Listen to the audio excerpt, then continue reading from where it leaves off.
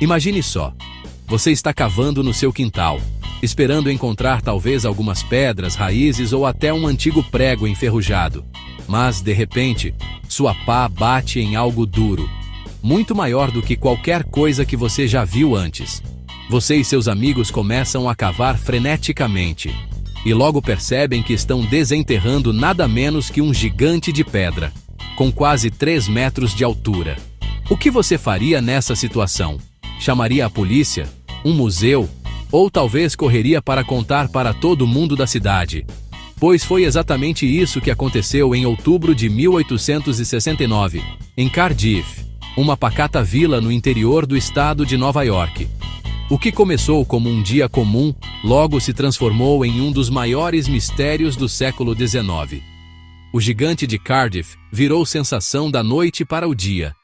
Pessoas de todas as partes vinham para ver o colosso de pedra, formando filas enormes e transformando a pequena Cardiff em um verdadeiro circo.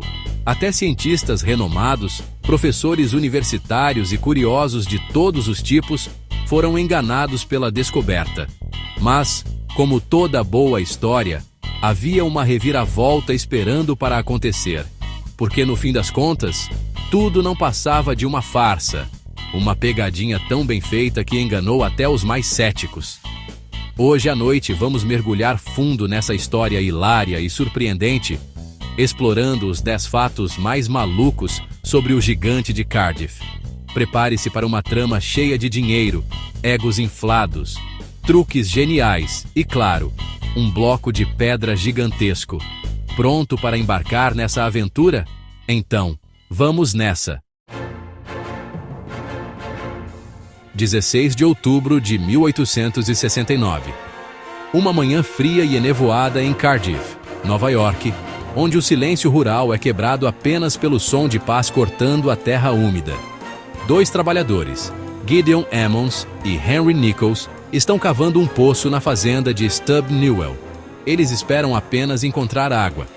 Mas de repente, suas pás batem em algo duro, muito maior do que qualquer pedra comum.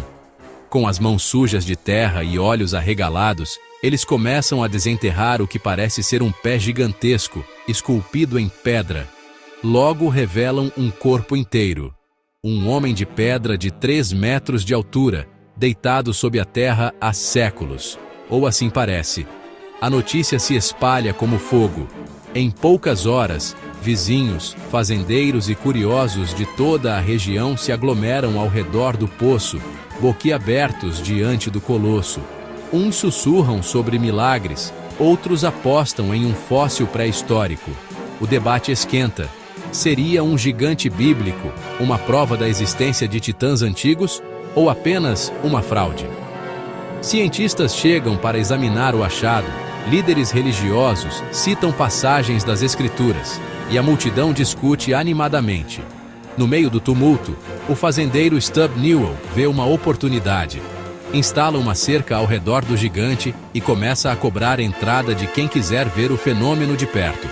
O campo se transforma em um verdadeiro espetáculo.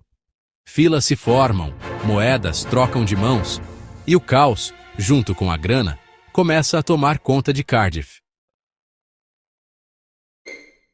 Conheça George Hull, um tabagista de Nova York com uma mente afiada e um senso de humor ácido.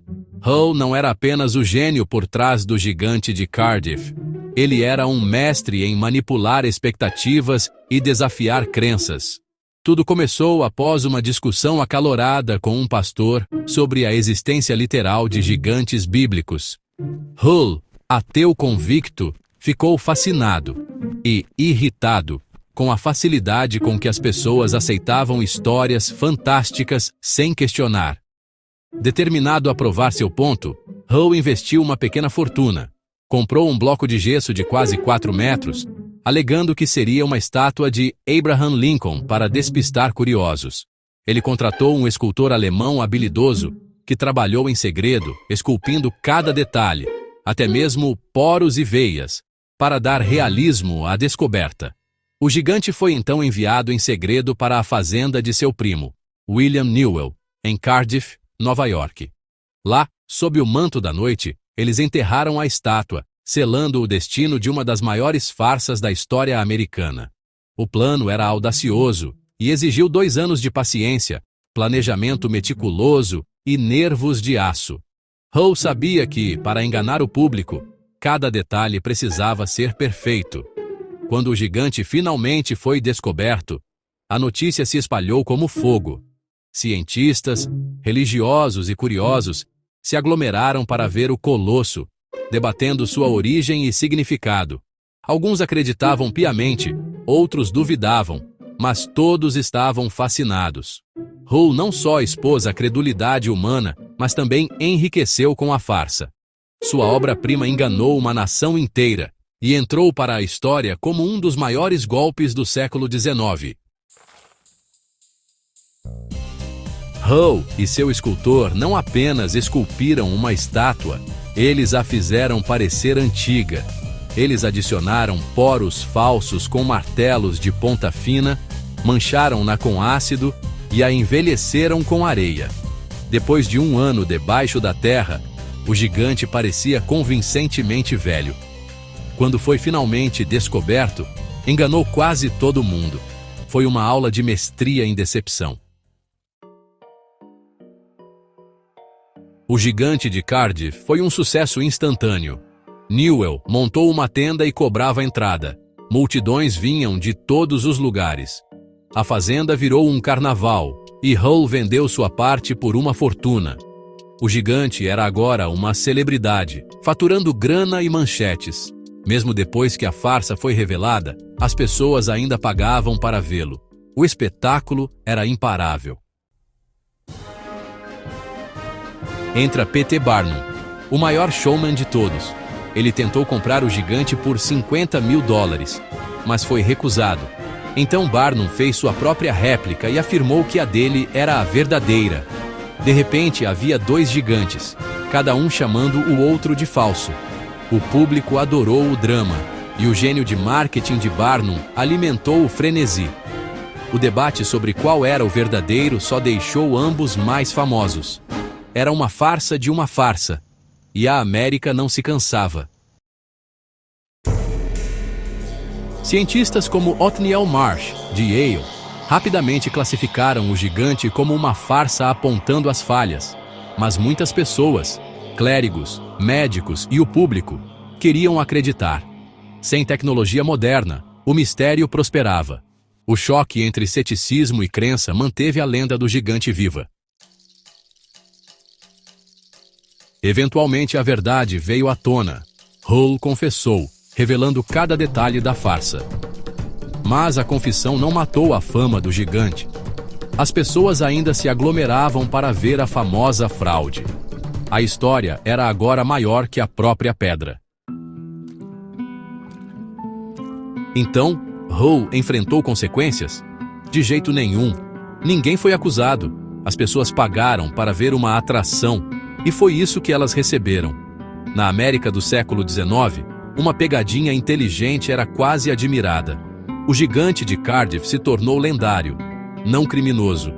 A pegadinha de Hull foi uma performance artística, e a história adorou. Então, onde está o gigante de Cardiff agora? Depois de anos em turnê e até mesmo servindo como mesa de centro, ele está em exibição no Farmers Museum em Cooperstown, Nova York.